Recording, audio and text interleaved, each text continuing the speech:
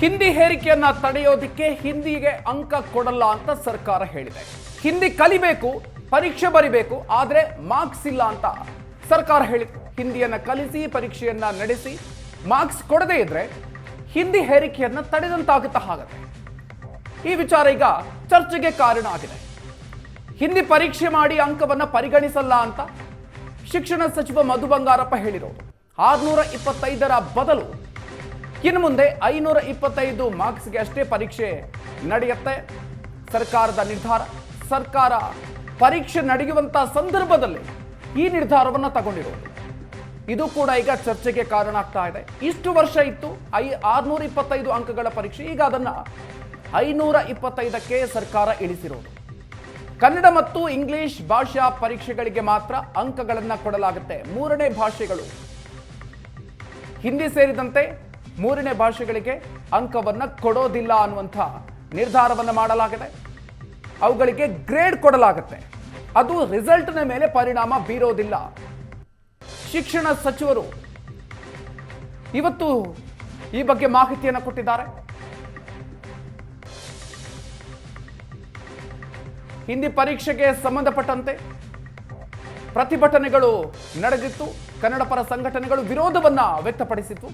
ಅದಾದ ನಂತರ ತೆಗೆದುಕೊಂಡಿರುವಂತಹ ನಿರ್ಧಾರ ಇದು. ಹಿಂದಿ ಹೇರಿಕೆಯನ್ನ ತಡೆಯೋದಕ್ಕೆ ಹಿಂದಿಗೆ ಅಂಕಗಳನ್ನು ಕೊಡಲ್ಲ ಅನ್ನುವಂತ ಮಾತನ್ನ ಸರ್ಕಾರ ಕೊಟ್ಟಿದೆ.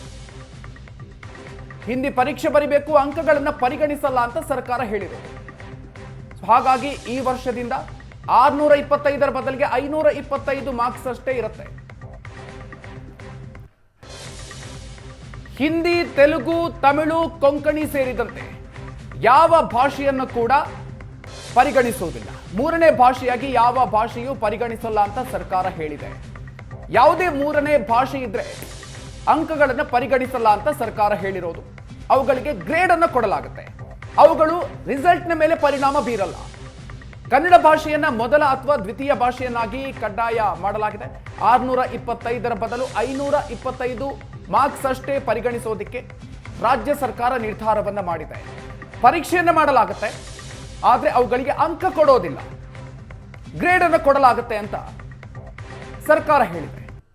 ಶಿಕ್ಷಣ ಸಚಿವರು ಈ ಬಗ್ಗೆ ಮಾಹಿತಿಯನ್ನು ಕೊಟ್ಟಿದ್ದಾರೆ.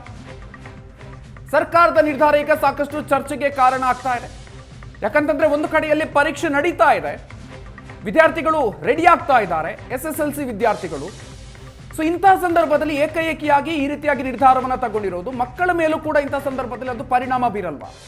ಹೆಚ್ಚಿನ ಡೀಟೇಲ್ಸ್ ಕೊಡ್ತಾರೆ ನಮ್ಮ ಪ್ರತಿನಿಧಿ ನಂದೀಶ್ ಇದೀಗ ನಮ್ಮ ಜೊತೆಗೆ ನೇರ ಸಂಪರ್ಕದಲ್ಲಿ ಜಾಯ್ನ್ ಆಗ್ತಾ ಇದ್ದಾರೆ. ನಂದೀಶ್, ಇದೀಗ ಸರ್ಕಾರ ಈ ರೀತಿಯಾಗಿ ಏಕಾಏಕಿಯಾಗಿ ನಿರ್ಧಾರವನ್ನು ತಗೊಂಡಿರೋದು ಚರ್ಚೆಗೂ ಕೂಡ ಕಾರಣ ಆಗ್ತಾ ಇದೆ. ಇದರ ಸಾಧಕ ಬಾಧಕಗಳ ಬಗ್ಗೆ ಎಲ್ಲ ರೀತಿಯಲ್ಲೂ ಕೂಡ ಚರ್ಚೆಗಳಾಗಿದೆಯಾ ಹೇಗೆ ಅಂತ ನಂದೀಶ್? ಖಂಡಿತವಾಗ್ಲೂ ಮಧುಕರ್, ಏನಂತಂದರೆ ವರ್ಷ ಪೂರ್ತಿ ವಿದ್ಯಾರ್ಥಿ ಪರೀಕ್ಷೆಗೆ ಚೆನ್ನಾಗಿ ಅಂಕಗಳು ಬರಬೇಕು, ಪರ್ಸೆಂಟೇಜ್ ಬರಬೇಕು ಮತ್ತು ಒಳ್ಳೆ ರ್ಯಾಂಕನ್ನು ಬರಬೇಕು ಅನ್ನುವಂಥ ಒಂದು ಕನಸನ್ನು ವಿದ್ಯಾರ್ಥಿಗಳು ಮತ್ತು ಪೋಷಕರು ತೆಗೆದುಕೊಂಡಿರ್ತಾರೆ. ಹೀಗಾಗಿ ಏಕಾಏಕಿ ಈಗ ಸರ್ಕಾರ ಹಿಂದಿ ಭಾಷೆಗೆ ಅದರ ಅಂಕಗಳನ್ನು ಪರಿಗಣಿಸೋದಿಲ್ಲ ಪರೀಕ್ಷೆಯಲ್ಲಿ ಅನ್ನುವಂಥ ಒಂದು ಸ್ಟೇಟ್ಮೆಂಟನ್ನು ಮತ್ತು ಆದೇಶವನ್ನು ಹೊರಡಿಸಿರುವಂಥದ್ದು ಈಗ ಎಷ್ಟು ಮಟ್ಟಿಗೆ ಸರಿ ಅನ್ನುವಂಥದ್ದು ಸಾಕಷ್ಟು ಚರ್ಚೆಗೆ ಗ್ರಾಸವಾಗಿರುವಂಥದ್ದು. ಯಾಕೆಂತಂದರೆ ಇವರು ನಿರ್ಧಾರವನ್ನು ತೆಗೆದುಕೊಳ್ಬೇಕಾದ್ರೆ, ಪ್ರಕಟ ಮಾಡಬೇಕಾದ್ರೆ ಶೈಕ್ಷಣಿಕ ವರ್ಷದ ಪ್ರಾರಂಭದಲ್ಲೇ ಪ್ರಕಟ ಮಾಡಬೇಕು ಅಥವಾ ಶೈಕ್ಷಣಿಕ ವರ್ಷ ಪ್ರಾರಂಭ ಆದ ನಂತರ ಇವರು ಯಾವುದೇ ಒಂದು ಆದೇಶವನ್ನು ಪ್ರಕಟ ಮಾಡಬೇಕು. ಆದರೆ ಈಗ SSLC ಪರೀಕ್ಷೆ ನಡೀತಾ ಇದೆ ಇಡೀ ರಾಜ್ಯಾದ್ಯಂತ. ಜೊತೆಗೆ ಏನು SSLC ಏನು ಹಿಂದಿ ಪರೀಕ್ಷೆ 30ನೇ ತಾರೀಕು ನಿಗದಿಯಾಗಿತ್ತು, ಅದು ಒಂದು ದಿನ ಈಗ ಮುಂದೂಡಿಕೆ ಆಗಿರುವಂಥದ್ದು 31ಕ್ಕೆ ಹೋಗಿರುವಂಥದ್ದು. ಹೀಗಾಗಿ ಎಲ್ಲೋ ಒಂದು ಕಡೆ ಇವರೆಲ್ಲ ಪ್ಲಾನ್ ಮಾಡ್ಕೊಂಡೆ ಈ ರೀತಿ ಮಾಡಿದಾರಾ ಅನ್ನುವಂಥದ್ದು. ಯಾಕೆಂತಂದರೆ ರಾಜ್ಯದಲ್ಲಿ ದ್ವಿಭಾಷಾ ನೀತಿಯನ್ನು ಜಾರಿಗೆ ತರಬೇಕು ಅನ್ನುವಂಥದ್ದು ಕೂಡ ಈ ಹಿಂದೆ SCP ರಿಪೋರ್ಟ್ನಲ್ಲಿ ಸರ್ಕಾರಕ್ಕೆ ಸಲ್ಲಿಕೆ ಆಗಿರುವಂಥ ರಿಪೋರ್ಟ್ನಲ್ಲಿ ಕೂಡ ದ್ವಿಭಾಷಾ ನೀತಿ ಬಗ್ಗೆ ಪ್ರಸ್ತಾಪ ಮಾಡಿರುವಂಥದ್ದು. ಹೀಗಾಗಿ ಈ ಒಂದು ಚರ್ಚೆ ಮತ್ತು ಈ ಒಂದು ಉತ್ತರ ಈಗ ಸಚಿವರು ಈಗ ಕೊಟ್ಟಿರುವಂಥದ್ದು. ಯಾಕೆಂತಂದರೆ ಸಾಕಷ್ಟು ಕನ್ನಡ ಪರ ಸಂಘಟನೆಗಳ ಮುಖಂಡರು ಕೂಡ ಈ ಬಗ್ಗೆ ಹೋರಾಟವನ್ನು ಮಾಡಿದ್ರು. ಹೀಗಾಗಿ ದಿಢೀರನೆ ಇವತ್ತು ಈ ಒಂದು ಅನೌನ್ಸ್ಮೆಂಟ್ ಮಾಡಿರುವಂಥದ್ದು ಎಲ್ಲೋ ಒಂದು ಕಡೆ ಪೋಷಕರು ಮತ್ತು ವಿದ್ಯಾರ್ಥಿಗಳಿಗೆ ಒಂದು ರೀತಿ ಬೇಸರ ತರಿಸಿರುವಂಥದ್ದು. ಪ್ರತಿಭಾನ್ವಿತ ವಿದ್ಯಾರ್ಥಿಗಳು ಏನು ಒಳ್ಳೆಯ ಅಂಕಗಳನ್ನು ತೆಗೆದುಕೊಂಡು ಒಳ್ಳೆ ಪರ್ಸೆಂಟೇಜು ಮತ್ತು ಒಳ್ಳೆ ರ್ಯಾಂಕನ್ನು ಬರುವಂಥ ಒಂದು ಕನಸನ್ನು ಕಟ್ಕೊಂಡಿದ್ರು, ಅದು ಎಲ್ಲೋ ಒಂದು ಕಡೆ ನಿರಾಸೆ ಮೂಡಿಸ್ತಾ ಇರುವಂಥದ್ದು. ಯಾಕೆಂತಂದರೆ ಈಗ CBSE ಮಾದರಿಯಲ್ಲಿ ನಾವು ರಾಜ್ಯ ಪಠ್ಯಕ್ರಮದ ಒಂದು ನೀತಿಯನ್ನು ತೆಗೆದುಕೊಂಡು ಬಂದಿದ್ದೇವೆ ಅನ್ನುವಂಥ ಒಂದು ಮಾತನ್ನು ಹೇಳ್ತಾ ಇರುವಂಥದ್ದು. CBSE ಪ್ಯಾಟರ್ನ್ ಕೂಡ ತೃತೀಯ ಭಾಷೆಯ ಕನ್ಸಿಡರೇಷನ್ ಮಾಡ್ತಾ ಇಲ್ಲ. ಹೀಗಾಗಿ ರಾಜ್ಯ ಪಠ್ಯಕ್ರಮದಲ್ಲೂ ಕೂಡ ಕನ್ನಡ ಭಾಷೆ ಕಡ್ಡಾಯಗೊಳಿಸಿರುವಂಥದ್ದು. ಆದರೆ ದ್ವಿತೀಯ ಭಾಷೆಯನ್ನಾಗಿ ಇಂಗ್ಲೀಷ್ ಅಥವಾ ಹಿಂದಿ ಯಾವುದಾದ್ರೂ ತೆಗೆದುಕೊಳ್ಬೋದು, ಆದರೆ ಕಲಿಕಾ ಭಾಷೆಯನ್ನಾಗಿ ತೃತೀಯ ಭಾಷೆ ಯಾವುದೇ ತೆಗೆದುಕೊಂಡ್ರೂ ಅದನ್ನು ಕನ್ಸಿಡರ್ ಮಾಡೋದಿಲ್ಲ ಅನ್ನುವಂಥ ಒಂದು ಮಾತನ್ನು ಹೇಳಿರುವಂಥದ್ದು. ಹೀಗಾಗಿ ಹಿಂದಿ ವಿಷಯ ತೆಗೆದುಕೊಂಡಿರುವಂತಹ ವಿದ್ಯಾರ್ಥಿಗಳು ತೃತೀಯ ಭಾಷೆಯನ್ನಾಗಿ ಹಿಂದಿ ಅಥವಾ ಯಾವುದೇ ಭಾಷೆ ಆಗಿರ್ಬೋದು, ಅವರಿಗೆ ಪರೀಕ್ಷಾ ಸಂದರ್ಭದಲ್ಲಿ ABCD ಅನ್ನುವಂಥ ಒಂದು ಗ್ರೇಡಿಂಗ್ ಆಧಾರದ ಮೇಲೆ ನಾವು ಕೊಡ್ತೇವೆ ಅನ್ನುವಂಥದ್ದು. ಆದರೆ ಪರೀಕ್ಷೆಗೆ ಕಡ್ಡಾಯವಾಗಿ ವಿದ್ಯಾರ್ಥಿಗಳು ಹಾಜರಾಗಲೇಬೇಕು ಅನ್ನುವಂಥ ಒಂದು ಸ್ಪಷ್ಟನೆಯನ್ನು ಕೊಟ್ಟಿರುವಂಥದ್ದು. ಯಾಕೆಂತಂದರೆ ಒಂದು ಕಲಿಕಾ ವಿಷಯವಾಗಿ ವರ್ಷ ಪೂರ್ತಿ ಶಿಕ್ಷಕರು ಅವರಿಗೆ ಪಾಠ ಮಾಡ್ತಾರೆ, ವಿದ್ಯಾರ್ಥಿಗಳು ಕೂಡ ಅದರಲ್ಲಿ ಪಾಲ್ಗೊಂಡಿರ್ತಾರೆ. ಹೀಗಾಗಿ ಪರೀಕ್ಷೆ ಸಂದರ್ಭದಲ್ಲಿ ಭಾಗವಹಿಸಲೇಬೇಕು ಅನ್ನುವಂಥ ಒಂದು ಮಾತನ್ನು ಹೇಳಿರುವಂಥದ್ದು. ಈ ಹಿಂದೆ 625ಕ್ಕೆ ಪರೀಕ್ಷೆಯನ್ನು ನಡೆಸಲಾಗ್ತಾ ಇತ್ತು. ಆದರೆ ಈಗ ಕೇವಲ 525 ಅಂಕಗಳಿಗೆ ಮಾತ್ರ ನಾವು ಪರಿಗಣಿಸ್ತೇವೆ ಮತ್ತು ಅದರ ಆಧಾರದ ಮೇಲೆ ವಿದ್ಯಾರ್ಥಿಗಳಿಗೆ ರಿಸಲ್ಟು ಮತ್ತು ಅಂಕಗಳ ಒಂದು ಪರ್ಸೆಂಟೇಜನ್ನು ನಾವು ನಿರ್ಧಾರ ಮಾಡ್ತೇವೆ ಅನ್ನುವಂಥ ಒಂದು ಮಾತನ್ನು ಹೇಳ್ತಾ ಇರುವಂಥದ್ದು.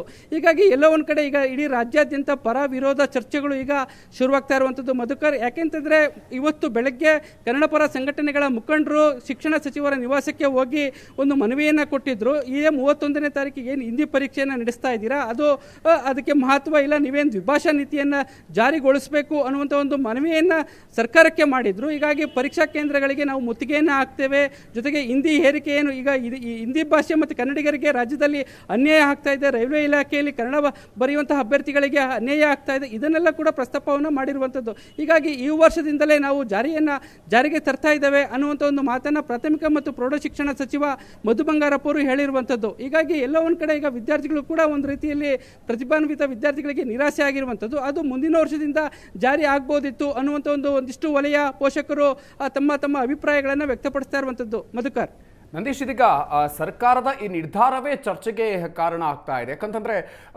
ಈ ರೀತಿಯಾಗಿ ನಿರ್ಧಾರವನ್ನೇ ಅಂದ್ರೆ ಇಂಥ ಒಂದು ಮಹತ್ವದ ನಿರ್ಧಾರವನ್ನು ತಗೊಳ್ಳುವಂತಹ ಸಂದರ್ಭದಲ್ಲಿ ಸುದೀರ್ಘವಾಗಿ ಚರ್ಚೆ ಆಗಬೇಕಾಗಿತ್ತು. ಅದರಲ್ಲೂ ಕೂಡ ಈ ಟೈಮಿಂಗ್ ಅನ್ನು ಕೂಡ ಅಂದ್ರೆ ಪರೀಕ್ಷೆ ನಡೀತಾ ಇರುವಂತಹ ಸಂದರ್ಭದಲ್ಲೇ ಈ ಒಂದು ನಿರ್ಧಾರವನ್ನು ಹೊರಡಿಸಿರೋದು. ಇದು ವಿದ್ಯಾರ್ಥಿಗಳ ಮೇಲೆ ಪರಿಣಾಮ ಬೀರಲ್ವಾ? ಪರೀಕ್ಷೆ ಬರೆಯುವಂತ ವಿದ್ಯಾರ್ಥಿಗಳ ಮೇಲೆ ಇದು ಪರಿಣಾಮ ಬೀರುತ್ತೆ ಅನ್ನುವಂಥ ಹಿನ್ನೆಲೆಯಲ್ಲಿ ಸರ್ಕಾರ ಯೋಚನೆ ಕೂಡ ಮಾಡಿಲ್ವಾ ಅಂತ?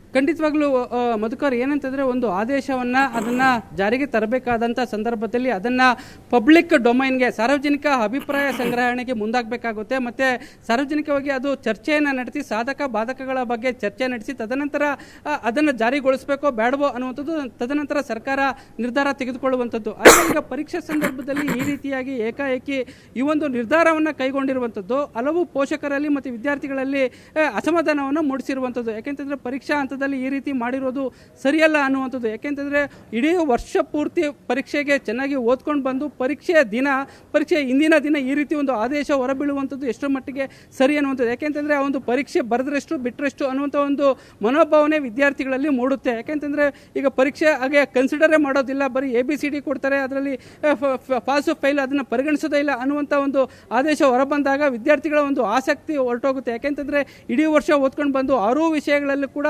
100ಕ್ಕೆ 100ರಷ್ಟು ಅಂಕಗಳನ್ನು ತೆಗಿಬೇಕು ಅನ್ನುವಂಥ ಒಂದು ಮನೋಭಾವನೆಯನ್ನು ಇಟ್ಕೊಂಡಿರುವಂಥ ಪ್ರತಿಭಾನ್ವಿತ ವಿದ್ಯಾರ್ಥಿಗಳು ಏನಿರ್ತಾರೆ ಅವ್ರಿಗೆಲ್ಲ ಒಂದು ಕಡೆ ಪರ್ಸೆಂಟೇಜ್ ಮಾಡೋದಕ್ಕೆ ಸಾಕಷ್ಟು ಒಂದು ರೀತಿ ಹಿನ್ನಡೆ ಆಗುತ್ತೆ ಅನ್ನುವಂಥ ಒಂದು ಮಾತು ಕೂಡ ಈಗ ಕೇಳಿ ಬರ್ತಾ ಇರುವಂಥದ್ದು. ಹೀಗಾಗಿ ಯಾವುದೇ ಒಂದು ಆದೇಶವನ್ನು ಅವರು ಜಾರಿಗೆ ತರಬೇಕಾದ್ರೆ ಅದು ಪಬ್ಲಿಕ್ ಡೊಮೈನ್ಗೆ ಹಾಕಬೇಕು, ಸಾರ್ವಜನಿಕರ ಅಭಿಪ್ರಾಯಗಳನ್ನು ಸಂಗ್ರಹಿಸಬೇಕು, ಅದರ ಪರ ಅಥವಾ ವಿರೋಧ ಎರಡೂ ಕೂಡ ಚರ್ಚೆಯಾಗಿ ನಂತರ ಅಂತಿಮವಾಗಿ ಆದೇಶ ಹೊರಬೀಳಬೇಕಾಗುತ್ತೆ. ಇದ್ಯಾವುದು ಕೂಡ ಸರ್ಕಾರ ಮಾಡದೆ ಈಗ ಏಕಾಏಕಿ ಈ ನಿರ್ಧಾರ ಪ್ರಕಟ ಮಾಡಿರುವಂಥದ್ದು ಹಲವರಿಗೆ ಒಂದು ರೀತಿಯಲ್ಲಿ ಬೇಸರ ತರಿಸಿರುವಂಥದ್ದು. ಈಗಾಗಲೇ ಕನ್ನಡ ಪರ ಸಂಘಟನೆ ಮುಖಂಡರು ಇದನ್ನು ಸ್ವಾಗತ ಮಾಡ್ಬೋದು, ಆದರೆ ಪೋಷಕರ ವಲಯದಲ್ಲಿ ಇದನ್ನು ವಿರೋಧಿಸುವಂಥ ಹೆಚ್ಚಾಗಿರುವಂಥದ್ದು. ಮಧುಕರ್, ನಂದೀಶ್, ಇದೀಗ ಏಕಾಏಕಿಯಾಗಿ ಹಿಂದಿ ಪರೀಕ್ಷೆ ಅಂದ್ರೆ ಹಿಂದಿಯನ್ನು ಓದೋದೇ ಹೇರಿಕೆ ಅನ್ನುವಂಥ ಒಂದು ನಿರ್ಧಾರವನ್ನು ಸರ್ಕಾರ ಯಾಕೆ ತೆಗೆದುಕೊಳ್ತು ಅಂತ? ಮಧುಕರ್, ಏನಂತಂದರೆ ಈಗ ರಾಜ್ಯದಲ್ಲಿ ದ್ವಿಭಾಷಾ ನೀತಿಯನ್ನು ಜಾರಿಗೊಳಿಸಬೇಕು ಅನ್ನುವಂಥದ್ದು ಹಲವು ವರ್ಷಗಳಿಂದ ಬೇಡಿಕೆ ಆಗಿತ್ತು. ಆದರೆ CBSE ಆಗಿರ್ಬೋದು, ICIC ಆಗಿರ್ಬೋದು, ಅಲ್ಲಿ CBSEಯಲ್ಲೂ ಕೂಡ ತೃತೀಯ ಭಾಷೆ ಕನ್ಸಿಡರೇಷನ್ ಮಾಡೋದಿಲ್ಲ. ಹೀಗಾಗಿ ರಾಜ್ಯ ಪಠ್ಯಕ್ರಮ ಓದ್ತಾ ಇರುವಂಥ ವಿದ್ಯಾರ್ಥಿಗಳಿಗೆ ಅನ್ಯಾಯವಾಗ್ತಾ ಇದೆ. ಹೀಗಾಗಿ ಈ ವಿದ್ಯಾರ್ಥಿಗಳು ಅಲ್ಲಿ ಕಾಂಪಿಟೇಷನ್ ಮಾಡೋಕ್ಕೆ ಸಾಧ್ಯ ಆಗ್ತಾ ಇಲ್ಲ ಅನ್ನುವಂಥದ್ದು. ಯಾಕೆಂತಂದರೆ CBSEಯಲ್ಲಿ ತೃತೀಯ ಭಾಷೆಗೆ ಕನ್ಸಿಡರ್ ಮಾಡೋದಿಲ್ಲ. ಹೀಗಾಗಿ ಆ ವಿದ್ಯಾರ್ಥಿಗಳ ಪರ್ಸೆಂಟೇಜು ಐ ಹೋಗುತ್ತೆ. ಹೀಗಾಗಿ ನಮ್ಮ ವಿದ್ಯಾರ್ಥಿಗಳು 6 ವಿಷಯಗಳಲ್ಲೂ ಪರ್ಸೆಂಟೇಜು ಕಡಿಮೆ ಆಗುತ್ತೆ ಅನ್ನುವಂಥದ್ದು. ಹೀಗಾಗಿ ಅದೇ ಪ್ಯಾಟ್ರನ್ CBSEಯಲ್ಲಿ ಏನು ಓದ್ತಾ ಇದ್ದಾರೆ ವಿದ್ಯಾರ್ಥಿಗಳು ಅಲ್ಲಿ ಏನು ಪ್ಯಾಟ್ರನ್ ಇದೆ ಅದೇ ಪ್ಯಾಟ್ರನನ್ನು ಈಗ ರಾಜ್ಯ ಪಠ್ಯಕ್ರಮಕ್ಕೂ ಕೂಡ ಅಳವಡಿಸ್ಕೊಳ್ತಾ ಇರುವಂಥದ್ದು. ಹೀಗಾಗಿ ಇಲ್ಲಿ ರಾಜ್ಯ ಪಠ್ಯಕ್ರಮದಲ್ಲಿ ಕನ್ನಡ ಭಾಷೆ ಕಡ್ಡಾಯಗೊಳಿಸಿರುವಂಥದ್ದು. ದ್ವಿತೀಯ ಭಾಷೆಯನ್ನಾಗಿ ಇಂಗ್ಲೀಷ್ ಅಥವಾ ಹಿಂದಿ ಯಾವುದಾದ್ರೂ ತೆಗೆದುಕೊಳ್ಬೋದು. ಆದರೆ ಕಲಿಕಾ ವಿಷಯವನ್ನಾಗಿ ಹಿಂದಿ, ಇಂಗ್ಲೀಷ್ ಬೇರೆ ಬೇರೆ ಲ್ಯಾಂಗ್ವೇಜ್ ತೆಗೆದುಕೊಂಡ್ರು ಅದು ಕಲಿಕಾ ವಿಷಯ ಆಗಿರುತ್ತೆ. ಅದನ್ನು ನಾವು ಪರಿಗಣಿಸೋದಿಲ್ಲ ಅನ್ನುವಂಥ ಒಂದು ಮಾತನ್ನು ಈಗಾಗಲೇ ಇಲಾಖೆ ಸಚಿವರು ಹೇಳಿರುವಂಥದ್ದು. ಹೀಗಾಗಿ ಎಲ್ಲ ಒಂದು ಕಡೆ ವಿದ್ಯಾರ್ಥಿಗಳ ಗಮನದಲ್ಲಿ ಇಟ್ಕೊಂಡು ನಾವು ಈ ಒಂದು ನಿರ್ಣಯವನ್ನು ತೆಗೆದುಕೊಂಡಿದ್ದೀವಿ ಅನ್ನುವಂಥ ಮಾತನ್ನು ಸಚಿವರು ಹೇಳ್ಬೋದು. ಆದರೆ ಶೈಕ್ಷಣಿಕ ವರ್ಷದ ಕೊನೆಯ ಮತ್ತು ಪರೀಕ್ಷೆಯ ಇಂದಿನ ದಿನಗಳಲ್ಲಿ ಈ ರೀತಿ ನಿರ್ಧಾರವನ್ನು ತೆಗೆದುಕೊಂಡಿರುವಂಥದ್ದು ಎಲ್ಲ ಒಂದು ಕಡೆ ಪ್ರತಿಭಾನ್ವಿತ ವಿದ್ಯಾರ್ಥಿಗಳಿಗೆ ಅನ್ಯಾಯ ಮಾಡದಂತೆ ಆಗ್ತಾ ಇರುವಂಥದ್ದು. ಮಧುಕರ್, ಈಗ ಒಟ್ಟು ಟೋಟಲ್ ಮಾರ್ಕ್ಸ್ಗೆ ಹಿಂದಿಯನ್ನ ಪರಿಗಣಿಸೋದಿಲ್ಲ ಅಂತಂದ್ರೆ ಯಾಕೆ ಪರೀಕ್ಷೆ ಬರಿಬೇಕು ಅನ್ನುವಂಥ ಚರ್ಚೆಗಳು ಕೂಡ ಇದೀಗ ನಡೀತಾ ಇದೆ. ಮಧುಕರ್, ಏನಂತಂದರೆ ಇಡೀ ವರ್ಷ ಪೂರ್ತಿ ವಿದ್ಯಾರ್ಥಿ ಆ ವಿಷಯದ ಬಗ್ಗೆ ಓದಿರ್ತಾರೆ ಮತ್ತು ಶಿಕ್ಷಕರು ಕೂಡ ಅವ್ರಿಗೆ ಪಾಠವನ್ನು ಮಾಡಿರ್ತಾರೆ. ಹೀಗಾಗಿ ಆ ವಿಷಯದ ಕಲಿಕೆ ಹೊರಟೋಗುತ್ತೆ ವಿದ್ಯಾರ್ಥಿಗಳಿಗೆ ಅನ್ನುವಂಥ ಒಂದು ನಿಟ್ಟಿನಲ್ಲಿ ಆ ವಿದ್ಯಾರ್ಥಿಗೆ ಪರೀಕ್ಷೆ ಕಡ್ಡಾಯ ಮಾಡಿರುವಂಥದ್ದು.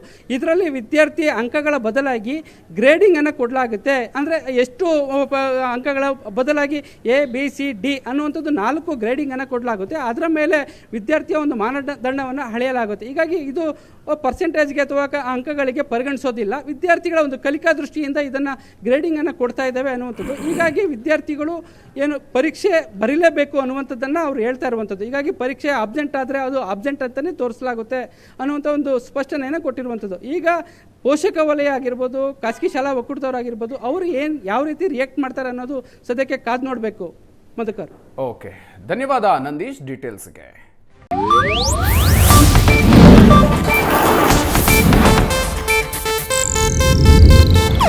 ಇದು ಏಷ್ಯಾನೆಟ್ ನ್ಯೂಸ್ ನೆಟ್ವರ್ಕ್ ಪ್ರಸ್ತುತಿ.